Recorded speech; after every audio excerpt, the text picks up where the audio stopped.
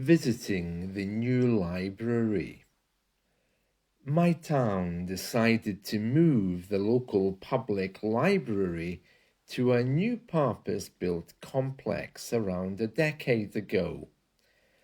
They started work on it in 2020, suspended it because of COVID in 2021, and finally unveiled the new building earlier this year in 2024.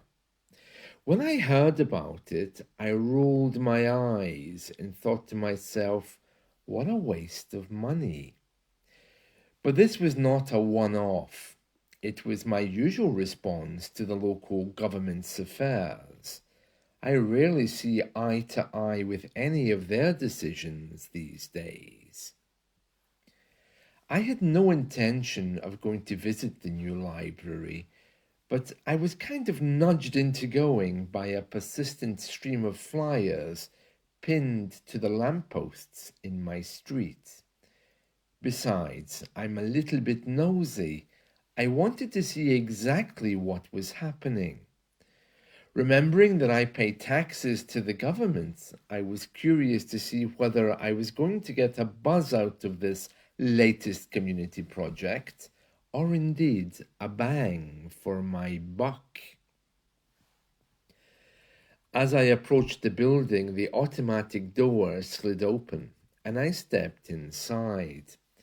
It had that smell of a new building, a mixture of PVC plastic and newly laid carpet that brought back memories of my school days when they opened the new maths block.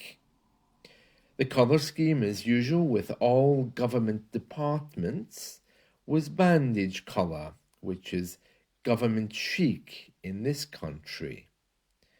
Instead of long rows and shelves of books, there were carousels with books neatly stacked. For the most part, though, there were bench-style seats on the walls where people were resting and looking as confused as I was. The tables, chairs, and sofas gave the impression that I had accidentally walked into a bookstore, but the staff, wearing their branded fleece tops, holding their radios, reminded me that even in bookstores, the service would have been better. At least they're paid to offer a service, whereas the library service has all the charm of visiting a tax office, staff who are generally disinterested in much, and these days without even basic social skills. On one hand, I was glad that they finally ditched the old image of libraries as stuffy, unwelcoming old buildings with little old ladies, judging you as they peered over their glasses if you dared to speak. Yet on the other hand, there weren't really enough books here to actually call this a library. The usual Harry Potter books caught my attention, but what happened to the rest? I remembered the old library with the varnish wood, glass swing doors, and stone steps. It existed in a state of grandeur, built in the 1800s with Roman pillars outside. It had a number of Italian-style atriums with huge shelves and ladders for staff to reach them. A trip to the library in those days was a day out. It was Britishness at its best. I never considered that it could be replaced with a whitewashed bit of plastic in the middle of the high streets. I was urged to go to the top floor and experience the view from the top, which the staff described as awesome. I was more impressed with the number of PCs on the top floor and asked if I could use one. These PCs are reserved for teenagers, she growled at me. I looked around. The average age was 60. I was the youngest, except, of course, for her. She looked like she was a teenager herself.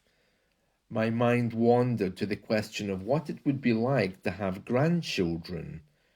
Well, they certainly wouldn't be like her, that's for sure, I commented to myself, noticing the curiously shaped beak and attitude.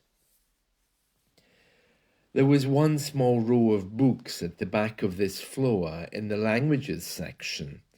Nothing related to any of the languages I was interested in, sadly, and it looked like a place nobody had visited. In fairness, though, the place had only been open 5 minutes. The weather was awful, and the threatening clouds seemed to match the bandage-coloured walls. It all just looked drab and office-like. My thoughts were interrupted by the coffee machine next to me, which was bubbling and marked for staff use only. And as I glanced around, the meeting rooms caught my eye, and of course, toilets for every conceivable type of gender. I counted 4 of them before I got completely bored. Why did a public library need meeting rooms? I asked myself.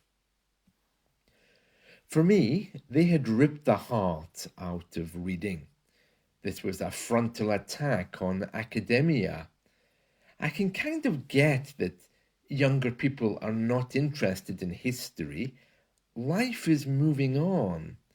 Although I never understood that Puritan harshness here that seeks to destroy beauty. It is a mindset which disrespects anything time-honoured. I never quite forgave them for demolishing our Victorian schools, which had beautiful carvings on the walls.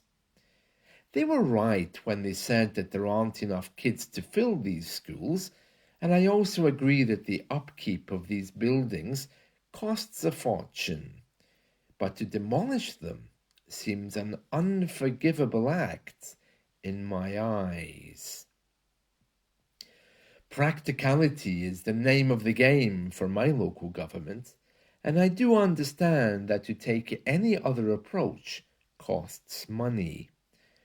Part of the problem is the way we live.